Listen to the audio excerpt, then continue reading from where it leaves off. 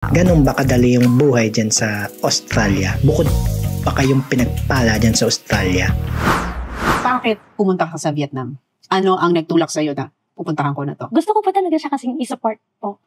Talaga sa dreams niya po na ganyan, mag-Olympics. Matagal ko na po siyang gustong makita or pinag-iipunan ko po talaga magpunta ng Japan. Talagang ang talagang nag-ipon. Talagang, ano talaga to, E for effort. Yeah, yes.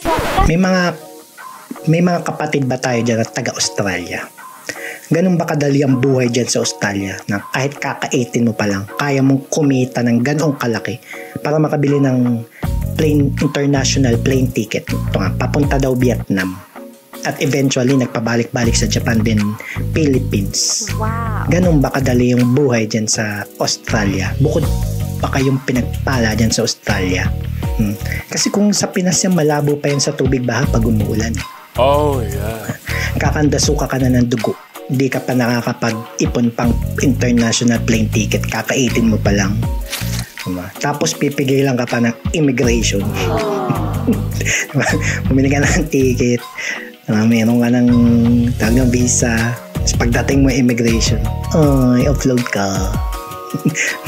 Good luck na lang next year, next life. Diba? Ganun. Diba? Sa Pilipinas, malabo yan. Diba? Mapapasana all ka na lang talaga dito kay Goldie Bucks, no? Sana all, Goldie. Kung dadailan niya yung content creation niya. Diba? Ganun na ba siya kasikat dati? Para kumita ng ganong kalaki? Natanong ka lang para kasing ginawang kubaw yung Ace May nakakaalam mo dyan? Ito kasi wala pa akong kinikita dito sa pinagagawa ko Baka naman.